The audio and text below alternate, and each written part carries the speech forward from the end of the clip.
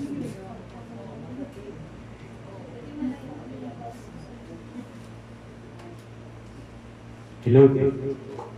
glory to God, at salamat at ayun, salamat at narito naman po tayo sa lupa ng bahay ni God. So,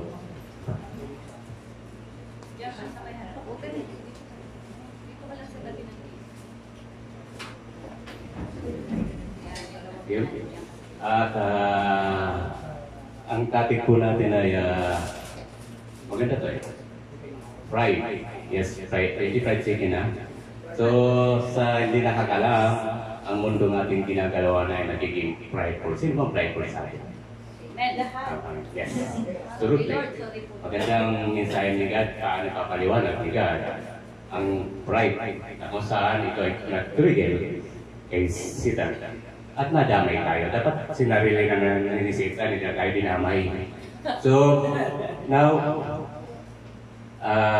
nagiging prideful po ang tao ngayon. Kung noon, ang panahon ng Israelites, nagiging prideful sila. Kaya lahat ng parusa na binigay sa kanila ni God. Kung babasahin nyo hanggang Genesis sa saan ba ako na?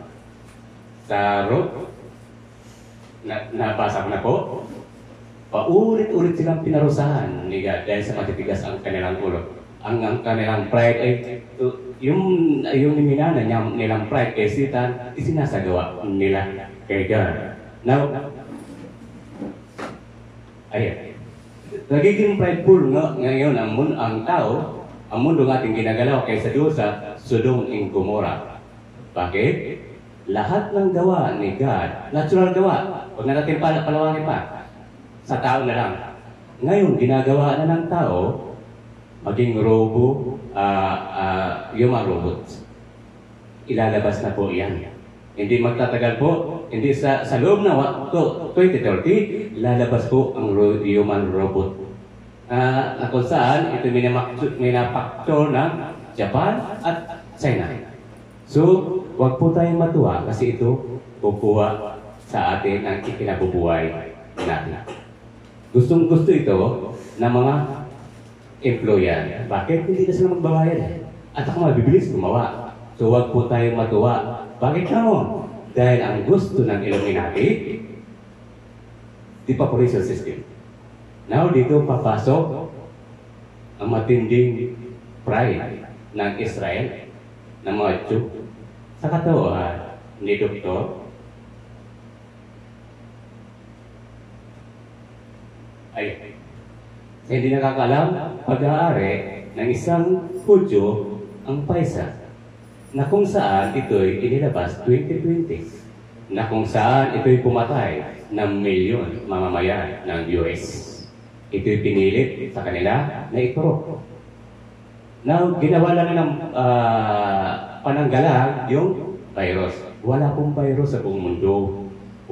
Hindi po totoong may COVID-19. Ginawa lang po nila maging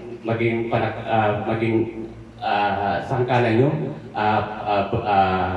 COVID para may labas yung vaccine. Pfizer, maraming pinatay po ang Pfizer. Iyan po, itong matatawag na lethal injection. Pag hindi ka nagpaturo, may pabuya pa nga eh. Naging mura na lang po ang halaga ng buhay noon nung sinasagawa yung vaccine sa US. Kaya marami pong namatay. Maging sundalo, marami po ang namatay. So hindi po inano ng WHO ito. Hindi pinahayag po ito. Dahil sekreto nga po ito. Pero hindi na ito sekreto. Ayagan na po. Kaya now, minsan nabanggit ni Pastor Bernard, may kinakasuhan na po sa gamot. Dahil napag-alatan nila yung gamot under ng devaporation system. Alam niyo ba na ang gusto ng Illuminati ay 500 million na tao? Ilan tayo? 7.2 billion something. So daming papatayin. Ngayon nakikita nila na sa katawan ni Mr. Dr. Albert Paula E. Bolsen, Thessalonic. Great. To a family with a deep root in the city of Sephardic Jewish community. his parents were among the few to survive the Holocaust in the Greek port city. Kung maalala nyo, bakit gustong patayin ni Hitler ang mga Jew? Isang pinakamatalino na tao sa buong mundo, ang mga Hudyo. Kaya gustong ikli ng buhay lahat ng mga Hudyo ni Hitler. Ayaw nilang masapawan sila.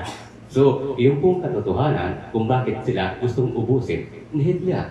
Now, dahil sa pride, ayan, lalong kinalaban nila siya dahil tao na ang pinapalitan nila. Pinapatay at gusto nilang palitan. Sa pangunguna po ni Bill Gates, lahat sila Illuminati, member ng globalist apartheid. Hindi nakakalam, 500 members po ang member ng Illuminati sa buong mundo. Now, at kaya naman, kung pagsusumahin natin, ang mundo nating ginalawan ay napakasama na talaga. Prideful na po talaga. So, hindi lang sa atin bawat isa, pag-usap, ang ginagamit talaga ni Satan. So, kung hindi tayo watchful, tangay po tayo. Damay tayo sa pinaka-prideful nila. So, sa topic natin ngayon ay pride. So, pasalamat lang po tayo. Lord, maraming salamat Lord sa pagkakataong ito at narito naman po kami sa panibagong building na ibinigay niyo po sa amin. Wala pong imposible po sa inyo, Lord. Lord, kahit kailan hindi magtitigil ang kasamaan ni Satan dahil kami pinangungunahan niyo po at pinaghaharian niyo po ang bawat isa sa amin. Hindi po magtitrigger sa amin ang anumang takot dahil kami pinangungunahan niyo at pinaghaharian niyo at lakad sa amin ang inyong huling spirit. Kahit saan niyo kami dalhin, makakapagpatuloy po kami magkapag-praise and worship at pagpagawain po sa inyo. Patuloy makapagpinig ng inyong mensahe, Lord Jesus Christ. Nawilaw, hindi lang namin ito mapakinggan. Pagkos ito'y mapaisa buhay po namin araw-araw ng aming buhay. At ito'y maging sandala ng aming pagpapatuloy. Totohanan ang pagpapatuloy po sa inyo, Lord. Please, hinihingi po namin ng karapatan na isenyo mag-work sa amin ang Holy Spirit po ninyo nang hindi kami maging patuloy, maging bulang kagasunod po ninyo. Lord, ayaw po namin ganasin ang mabigat na kaparusahan dahil pinaunawa niyo po sa amin na mas mabigat ang parusa sa aming mga nakakilala subalit sa inyo na subalit malayo po sa inyo. Kaysa doon sa hindi pa nakakilala. Lord, maraming salamat Lord sa pangungunan niyo po sa akin sa mga oras no. Lord, kayo nga po lang ang manguna sa aking harapan. Ilagay mo lang pa sa inyong sa likuran. Kayo po ang mag-talk sa aming mga kapatid at maging sa akin mismo, Lord. At itong itutok niyo po sa amin ay tumimo sa aming puso. At paano namin malalaman kung magiging positibo o negatibo ang pride na nasa amin hanggang kami nasa lupa ng kasalanan. Maraming salamat sa pagkakataon na ito po sa amin namin. Dalangin pasasalamat, pagkakila at pagsamba sa pangalan po ng mahal na pagtungan na anak Jesus Christ, maging sa walang samang pagkabay po ng Holy Spirit sa bawat isa sa amin sa punangan pamilya. Amin na namin. Now, punta muna tayo sa Merriam-Webster. Pride is defined by Merriam-Webster as reasonable self-esteem. Madalas yung ginagawa. Or confidence, sense, satisfaction, or oneself. Oxford defines it as a quality of having an excessively high opinion to oneself or one's own importance. 2. Pride may be related to one's own abilities or achievements. Positive characteristic of friends or family or one's country. Richard Taylor defined pride as the justified love of oneself. Number 3, as opposed to false pride or narcissism. Similarly, Saint Augustine defined it as the love of one's own excellence. Number 4, and Meher Baba called it the specific feeling through which egoism manifests. So, ganun po mga ibig sabihin ng pride. Takot tayo sa mabigiging mensahe ni God. Ayan. Ito magandang katanungan kung paano magiging positive o negative ang ating pride. So, may tanong lang si God. Pride involves accelerated pleasure and feeling of accomplishment. It is related to more positive behavior and outcomes in the area where individual is proud. Pride is all associated with positive social behaviors such as helping others and outward promotion. Now, dapat tayo dito. Ayan. Mayroon pong biblical definition simple pride. Una, desire to be a God. Pangalawa, moral self-righteousness. Pangatlo, confidence in one's accomplishment. Then, ambition for prominence, mark, and then lack of disability. Umpisa tayo sa number 1. Yeah. Bibigay lang po si God ng mensahe. Isaiah 14:13-14. Sinabi mo sa iyong puso, akit ako sa langit.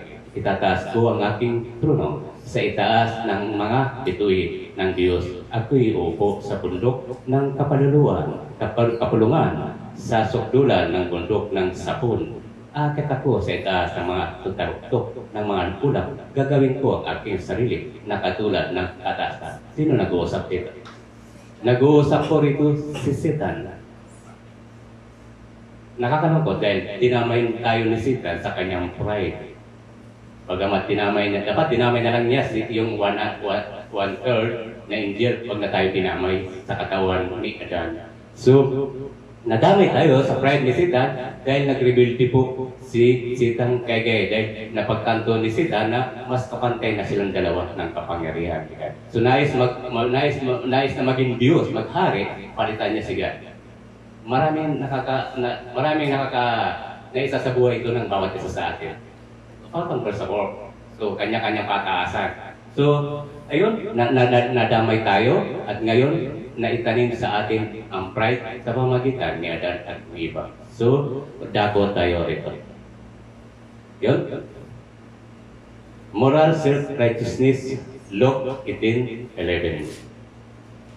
Ang parasiyo ay tumayo at nanalangin ng ganito sa kaniyang sarili. Diyos ko, Diyos, ako'y nagpapasalamat sa iyo na ako'y hindi gaya ng ibang mga tao, mga mangingikil, mga hindi mga katarungan, mga ngalunya, o maging gaya ng narinig na ito. Sakto. Sa usap pa lang niya, ay tumitrigger na sa kanya ang kanyang pride.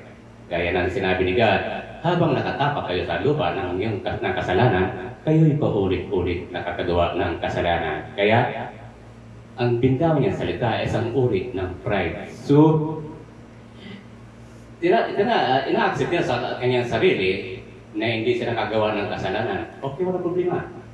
Kagawa ko ng kabutihan kay Pastor George, paano kung nakagawa ko ng kasamaan sa isa kong kapwa?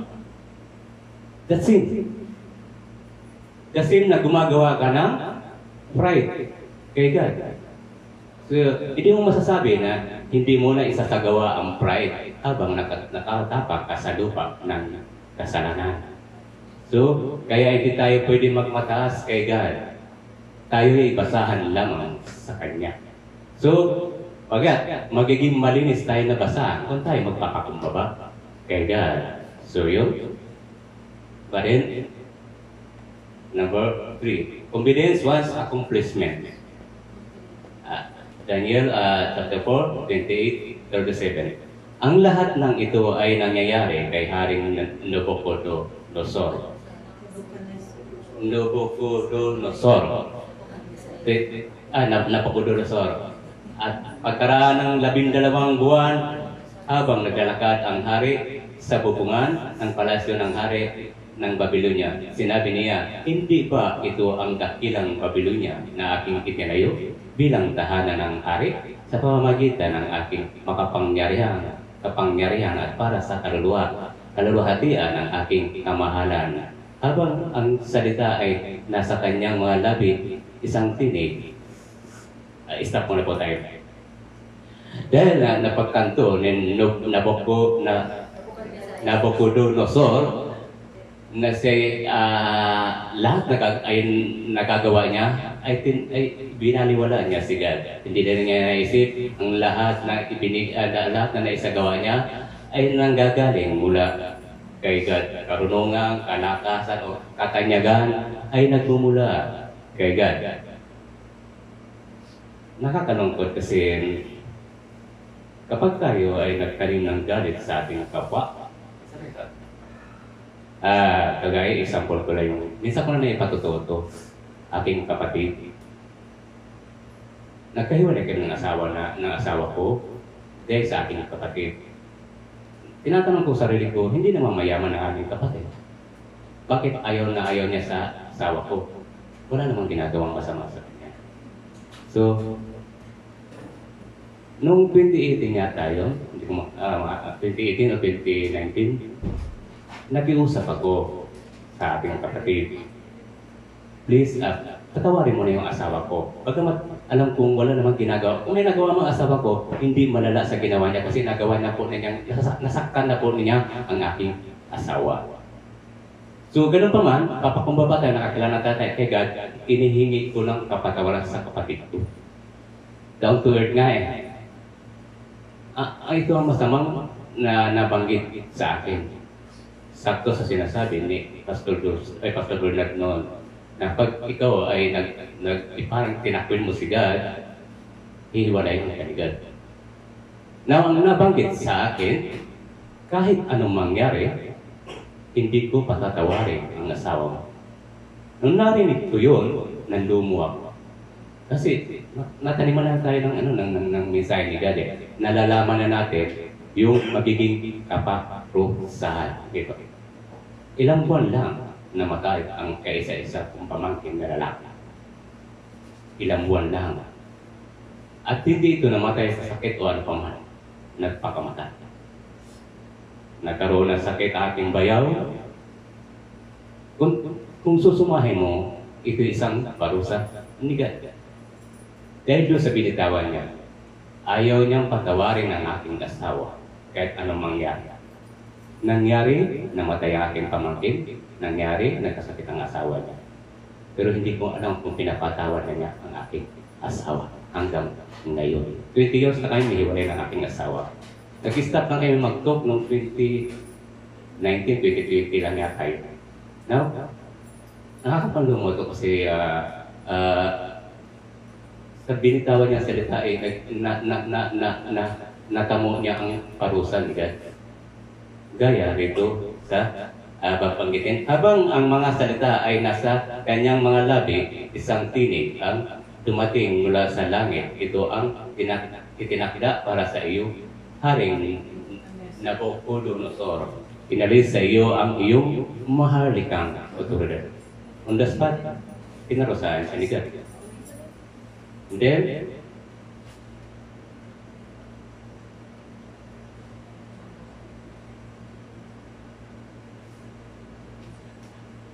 ayan, itataboy ka sa mga tao at maninirahan kasama ng mababangis na hayop. Kakain ka ng damo tulad ng baka at 7 panahon ng lilipas para sa iyo hanggang sa iyong kilalanin na ang kataas-taasan ay may kapangyarihan sa lahat ng kaharian sa lupa at ibinigay ang mga ito sa sinumang naisin niya. Kaagad na natupad ang sinabi tungkol kay Nabucodonosor. Siya ay itinaboy sa mga tao at kumain ng damo tulad ng baka, basang-basa ng hamog ng langit ang kanyang katawan hanggang sa tumubo ang kanyang buhok na parang balahibo ng agila at ang kanyang mga kuko ay parang kuko ng ibon. So, kung mo susumayan, napakatagal na panahon bago siya pinatawag sa Diyos ni God. Dito, once na nag-talk tayo ng kasabi nga ni God mag-iingat. Ang maliit na parte ng katawan ay ating dila na makapangyarihan sa paggawa ng kasalanan. Kaya iingatan po natin ang pagbibigkas ng ating mga dila. Pag-aaralan po muna natin, pag-anahin ang puso, isipan, saka gamitin ang dila. Kung nataniman na po tayo ng mensahe ni God, hindi po ito magiging mahirap sa atin. Bakit? Babalikan natin yung mensahe ni God. Tika lang. May Holy Spirit na kikilos sa atin. Mag-guard sa ating puso, isipan, maging dila. So, mas maganda nga yung kahimik ka na lang eh. Samahan mo ng prayer. At least, nililibak ka, tinataas mo siya. Kay God. So sabi nga ni God, huwag kayong magagalit sa nakakagawa ng kasalanan. Pagpus, magalit kayo sa ginagawa niyang kasalanan. Paano tayo magalit sa ginagawa niyang kasalanan? Ipag-pray kay God. Hingi ng kapatawaran. Esensi sila ni Lord ng Holy Spirit. Magtas ka ng puso't isipan, kaluluwa. Understand? Now, ayan. Sa katapusan ng panahong iyon, ako si Nabucodonosor ay itinaas ang aking mga mata sa langit at ang aking katanyuan ay nanumbalik pagkatapos ay pinuri ko ang kataas-taasan. Pinarangalang at iniluwahati ko siya na mabubuhay magpakailanman. Ang kanyang kapangyarihan ay isang walang hanggang kapangyarihan. Ang kanyang kaharian ay nanatili sa sariling lahi. Ang lahat ng mga tao sa lupa ay tinuturing na wala. Ginagawa niya ang gusto niya sa mga kapangyarihan ng langit at ng tao sa lupa. Walang makapagpipigil sa kanyang kamay o makapagsasabi na kanya ano ang ginagawa. On the spot, nagtumalimaw tayo kay God, humingi ng kapatawaran at tuluyang magpakumbaba kay God. Gaano man tayo kasama, patatawarin tayo ni God. Ika nga, Karis, wash out lahat ng kasalanan mo.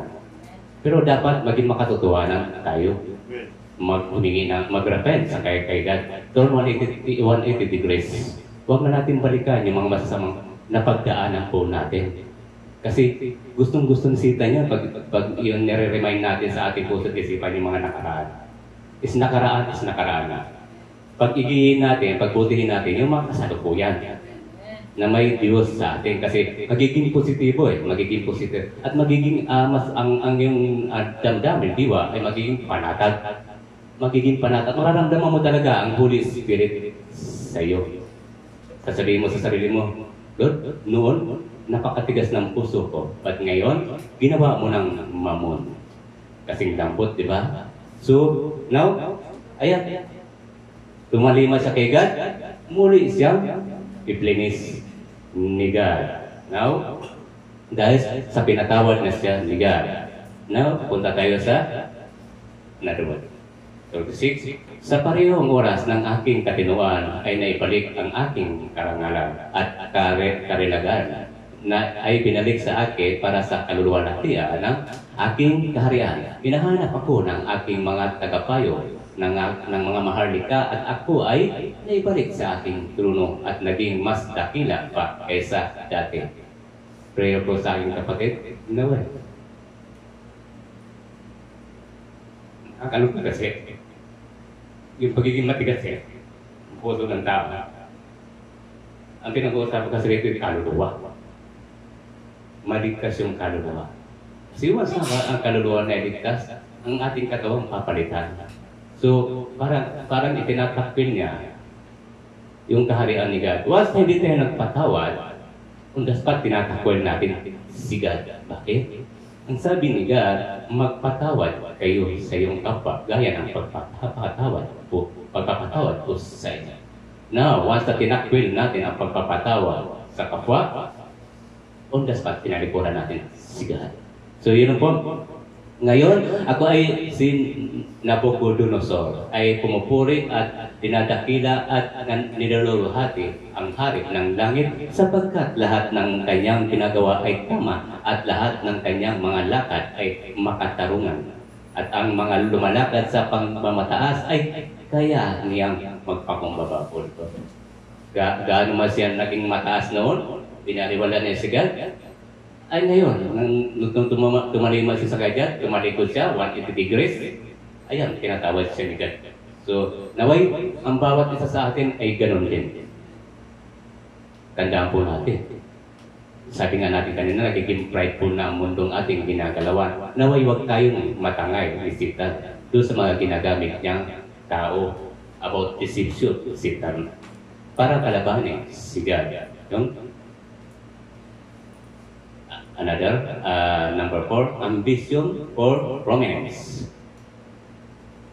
Mark 13:35-45. Nang magkagayon, lumapit sa kaniya sina Santiago at Juan na mga anak ni Zebedeo na nagsasabi, Guro, ibig naming gawin mo sa amin ang anumang aming hingin.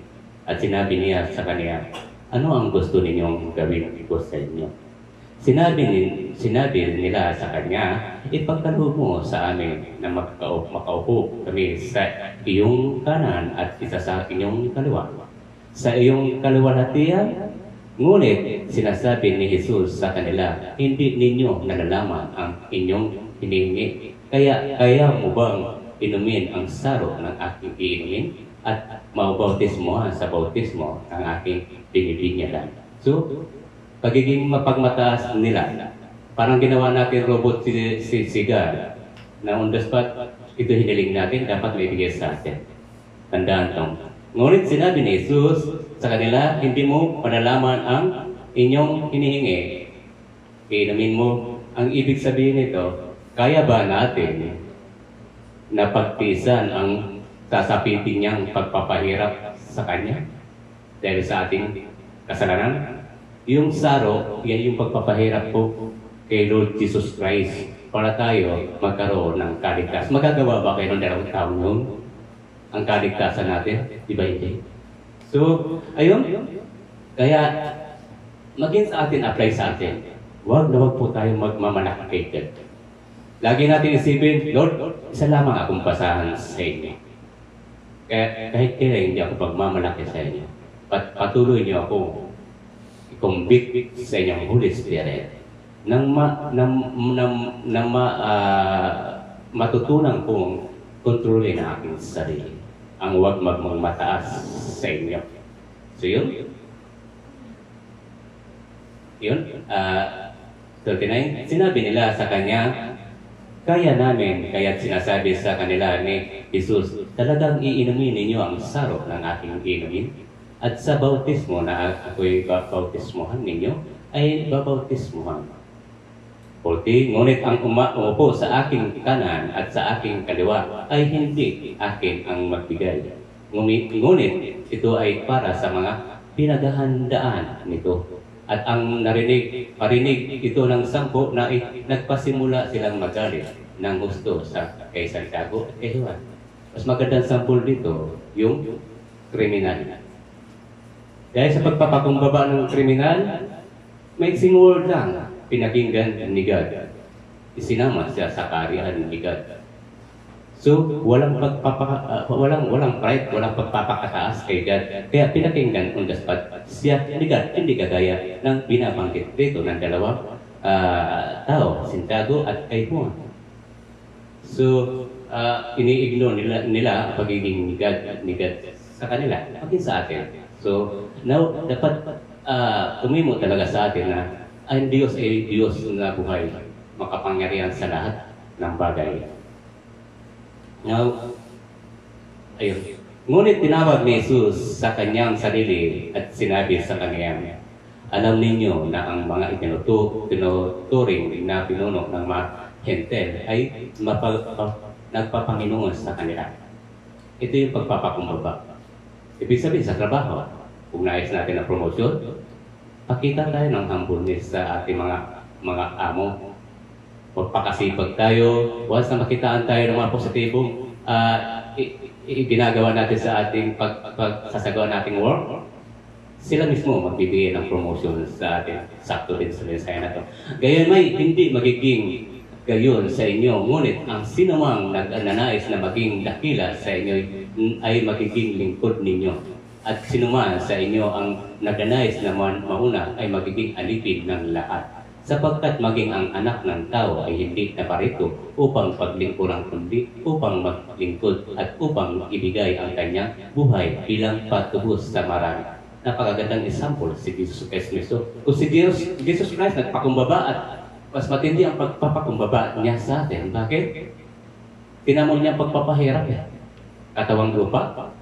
Tinamo niya dahil sa pagpapakumbaba sa atin. At binigyan pa tayo ng napakagandang gift.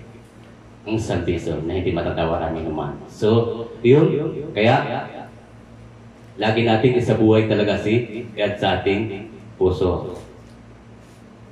Dito tayo sa lack of teachability. Maganda to. Yeah.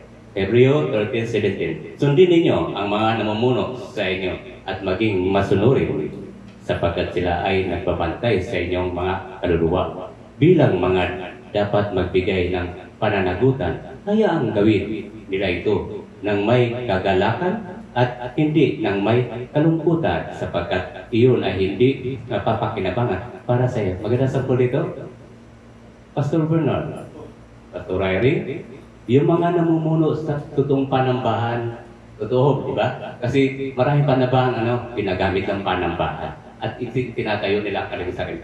Once na nakikinig tayo sa mga advice, spiritual advice ng ating pastor, mapapabuti tayo. Pasok tayo sa mensahe na. So, mabibigyan tayo ng kaligayahan through Holy Spirit. Hindi kaligayahan sa mundong ito. Kasi papapahamak na tayo. Kaligayahan na ibibigay ng ating pastor. Alam niyo ba na siga may mensahe? Kapag binigyan ko kayo ng tao mag-aalok ng tulong, huwag niyo ito tatanggihan. Bakit? Ito isinin sa atin. Gaya ng mga pastor, totoong pastor, na isinisin sa atin, huwag po natin silang babaliwalain. But hindi binibigyan ni God ng limitation. Nasa mensahe din po ni God, mapag-aral din kayo.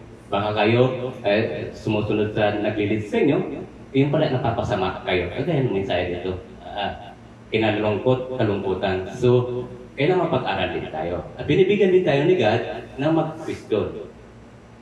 Sa nakakataas sa atin. Ibig sabihin nga, tulungan. Pero nandoon ng Espiritu. So, yan ang nais ipabanggit ni God. Ipagawa sa atin ni God bilang isang Christian. Totoong Christian, ang panalangin ko nga, naway lahat tayo maging makatotohanan kay God. Naranasan na natin ang kasiyahan dito sa mundo nito. Dapat maranasan din natin ang walang hanggang kasiyahan kay God.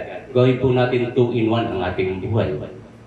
Nabuhay tayo sa mundong ating ginagalawan bilang tao, dapat mabuhay din tayo sa kaharian ni God. Sa wala ka nang mararamdaman anong kasakit at joy, punong-puno ka ng joy, nakasama mo na si God. Kasama na natin si God. So, and then, ayan ang tanong kanina.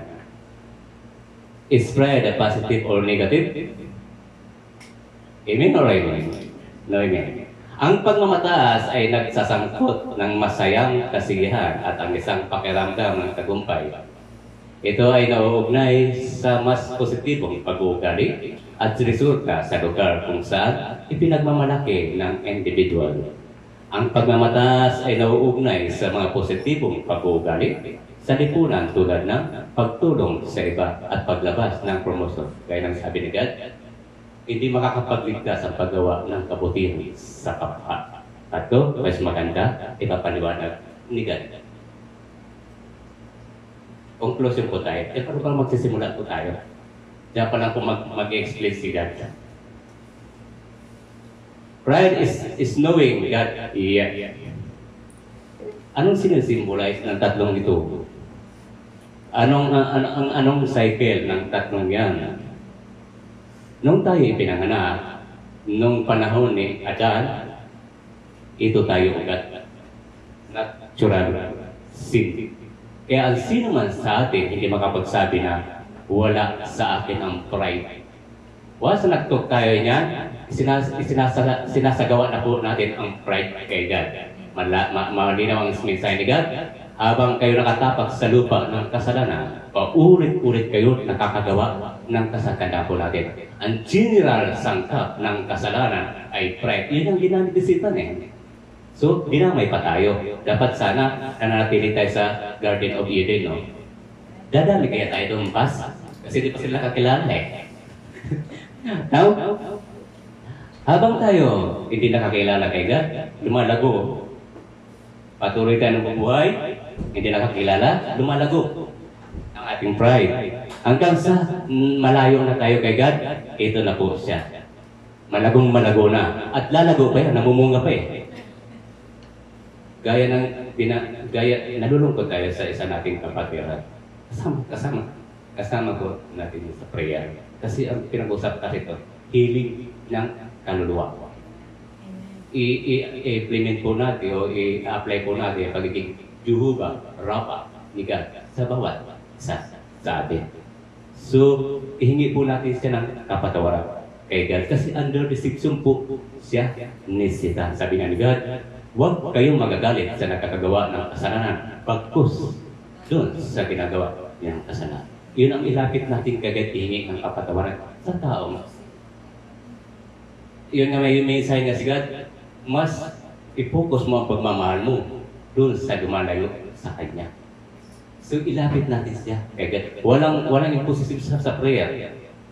Sabi nga ni God, magpanalanginan kayo sa isa't isa. Magtulungan, magdamayan. Ang pagbibigay ng mga positibong advice na nagmumula kay God, isang uri ng pagtulong.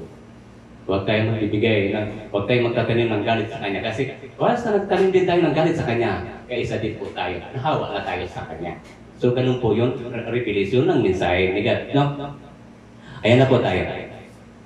Habang hindi tayo nakakilala kay God. Paano magiging positibo yan? Ito na po yan. Ayan ang tanong. Pero na tayong Panginoon. Yes. Ayan na po. Ayan. Ito na yung mabong na siya. Medyo nalalagas na nga eh. Ibig sabihin, once na nag-turn 180 degrees tayo, nag-repent, nagtotohanan, nagpasakop kay God, lahat isinuko na natin ang masasama nating gawa. O napalaya na tayo ng Holy Spirit sa deception ni Satan, magiging ganito tayo. Pero hindi natin pwede sabihin na ako'y malinis na. No. Only ang Diyos amang hari ang magsasabi, ika'y malinis na, ika'y pinatawad ko na. Sino nagsabi nito? Mismong si Jesus Christ nung nasa lupa pa siya. Magiging ganito na po tayo, transparent. Pag nasa taas na tayo, pag natuluyan na tayo nakapasok sa kaharian ni God, mawawala na po yung ugat. Doon na masasabi natin na ako'y malinis na. Dahil ang Diyos amang hari ang nagsabi sa atin, ikaw ay malinis na. Iyon po ang pagsumikapan natin, nabuhay na tayo sa pride. Dapat mawala na sa atin ang pride. Hindi mawala, maging manipis na lang, kasi nipis na lang nito. Papel. Magiging ugat na lang siya. Kung yung sinabi na mensahe ni God ng amang hari na kay malinis na, tingnan niyo yung ugat. Wala na siyang ugat. Naging transparent na po yung ugat. Ibig sabihin, malinis na po tayo. So, ayun po. At salamat kay God sa naging mensahe niya. Maiksi na pero very powerful ang mensahe ni God. So, matuto po tayo magpatawad. Mas magkakaroon po tayo ng katiwasayan at pagpapakumbaba. At hindi man natin masabi na nanalis ko na ang aking pride. Ito yung masasabi natin napapanipis ko na ang pride. Nagagawa ko na magpatawad sa aking kapwa. Gaya ng binanggit ko sa kapatid ko, hiningi ko ng kapatawad pero nagmatigas ang aking kapatid. Under the sixth Satan. Pagkamat dili ko po sila sinasama sa prayer. Kaya mas masarap magmanalangin, ipanalangin ng kapwa mo. Napakasarap. Walang matigas na puso ang hindi mapapalambot ni God. 100% yan. Kasi God is God, Lord is Lord. So, ilang po maraming salamat Lord sa mensaheng binahagi niyo po sa bawat isa po sa amin. Naway tumimo po sa amin mga puso na ipaunawan niyo na po kung paano namin nagagamit ang pride na kung saan ito'y pinaka-general sangkap ng kasalanan na nagpapalayo sa inyo at sa aming mga tao. Lord, maraming salamat sa patuloy na conviction ng inyong Holy Spirit sa bawat isa sa amin. At unti-unti nakakaroon ng guard ang aming mga puso. Unti-unti namin napapanipis ang pride. Ito ay indikasyon para tuluyang kami makapasok sa inyong kaya. At ito ay indikasyon na kayo ng ang Diyos Amang Hari, Lord Jesus Christ, ang magsasabi sa amin, ika'y malinis na, ika'y pinatawad ko na. Lord, maraming salamat sa mensahe niyo, Lord, about pride. Lord, kahilingan ko, lagi niyo po kaming pangunahan na ginagamit niyo dito, maging mga kapatiran po namin. At hindi lang po sila nakaupo, sila rin po ay gagamitin niyo po. Kikilos at kikilos at kikilos ang Holy Spirit po ninyo sa bawat isa sa amin. Makapag evangelize po kami, higit sa aming mga pamilya. Itong pinakamahalaga. At sa aming kapwa, Lord Jesus. Lord, kailangan din po namin, magamit po namin ang social media. Facebook, ano pa mga social media, na nagiging tools ni Satan. Malabanan po namin ito, mabalabanan po namin ang gawa ni Satan about social media. Maisil po namin ang mensahe niya po, Lord. Makapagbigay ka, makapag-meditate kami, makag-exhort kami ng short exhortation about sa mensahe. Isisend namin sa Facebook. Nang hindi namin nalalaman, may nagkakaroon ng kalakasan sa sila nakakaranas ng depression. Salamat doon sa dalawang OFW nag-request sa akin na ipag-pray sila. Sila nakakapanig ng ating prayer meeting, ating gawain. Sila nakakapanig kasi sila na tumitimo sa kanila ang Holy Spirit sa bawat isa. Lord, abutin mo ang tao sa buong mundo, Lord. Lord, hindi pa huli ang lahat sa amin. Lord, huwag lang po namin hayaang maubos ang mahabang pasensya niyo po sa amin nang hindi po kami mapunta doon sa place ni Satan. Lord, I declare to you, Lord, isang katagumpayan naman po ito sa aming mga kapatid. Lord, maraming salamat muli sa building na ito. Ginamit niyo po sa amin kay Sister Dorito, Lord. Ginamit niyo po siya sa amin para makapagpatuloy kami sa inyong gawain. Maraming salamat sa buhay po ni Sister Dory sa po ng kanyang pamilya. Maraming salamat in this name at ito sa amat dalangin pasasalamat pagkakita ko sa inyo at pagsanto sa pangalan po ng mahal na bugtong na Christ kahit mag-isa walang kasamang kagabay po ng Holy Spirit sa bawat isa sa amin. Amen. Amen.